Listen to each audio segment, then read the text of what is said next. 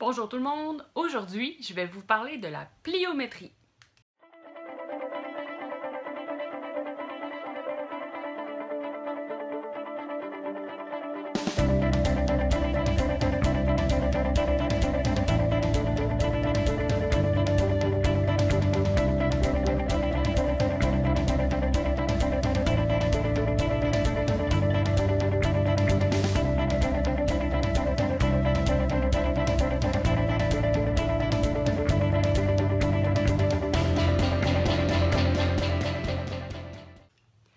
Donc, premièrement, qu'est-ce que c'est la pliométrie? Je vais vous dire en fait la définition que j'ai ressortie sur les sites internet. En fait, c'est un exercice qui implique un étirement et une contraction rapide des muscles pour améliorer la puissance musculaire.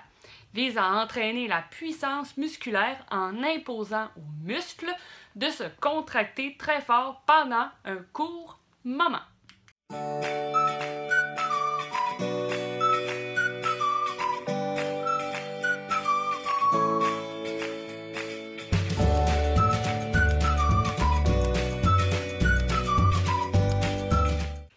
Quand on pense pliométrie, on parle aussi de puissance musculaire puis de travailler en force et en vitesse. Une autre définition, qu'est-ce que c'est la puissance? En fait, c'est une quantité d'énergie par unité de temps fournie par un système à un autre. En augmentant la puissance, en fait, on va transmettre le même niveau d'énergie, mais en moins de temps. En fait, la pliométrie, elle améliore quoi? Qu'est-ce que ça fait dans le sport? Encore une fois, j'ai deux petites choses qui viennent vraiment aller, que ce soit dans l'intra ou dans l'intermusculaire.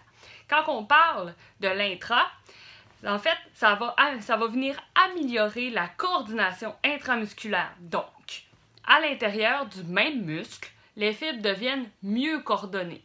Et si on vient intermusculaire, donc ça vient améliorer la coordination intermusculaire. Donc, les muscles travaillent entre eux de façon plus efficace. La pliométrie améliore la performance en endurance et l'économie de course. Donc, elle améliore aussi la capacité des tendons à emmagasiner et restituer de l'énergie. Donc, en course à pied, c'est juste ça qu'on fait des rebonds. Pendant environ 5, 10, 15, 20 km, c'est plusieurs pas à la minute, donc environ 180 pas à la minute qu'on vient imposer à notre corps. Donc des rebonds et des chocs, il y en a. Il y a 6 avantages à faire de la pliométrie. Donc on vient augmenter la force, on augmente l'agilité, on augmente la proprioception, on améliore le cardio, on diversifie l'entraînement, puis ça devient efficace rapidement. En pliométrie, on parle souvent d'enchaînement de mouvements rapides. Donc souvent, on voit des échelles d'agilité, des haies, on voit plein de petits trucs comme ça qui viennent nous travailler notre agilité. Donc par exemple, ça pourrait être des sauts d'avant avec des pieds joints par-dessus les haies et on vient faire des mouvements rapides avec l'échelle d'agilité. Il y a plusieurs petits exercices qui pourraient peut-être plus vous parler. Ça pourrait être le box jump, le squat jump, des sauts latérales, des sauts avant. Ensuite de ça, ça pourrait être des jumping jacks, des fentes sautées, plein de petits mouvements comme ça, enchaînés, qui va être très cardio, mais qui va venir travailler les fibres, comme je disais tantôt, entre les muscles et les muscles eux-mêmes.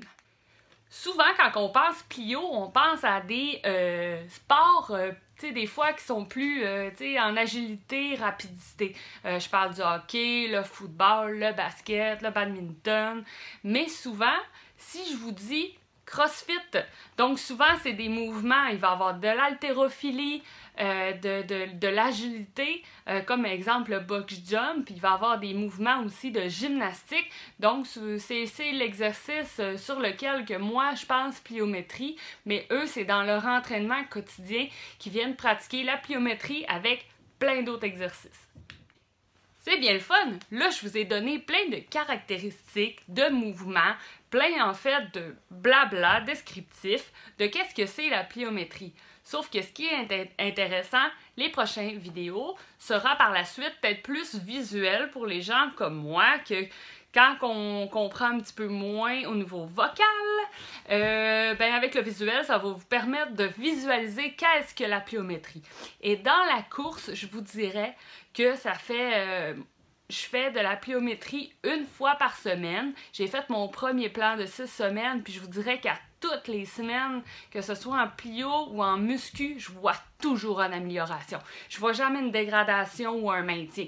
Fait que je vous dirais que de ce côté-là, c'est vraiment que du positif, puis je pense que c'est comme à intégrer aussi dans nos routines pour permettre à nos fibres et à nos tendons de mieux s'adapter à nos courses.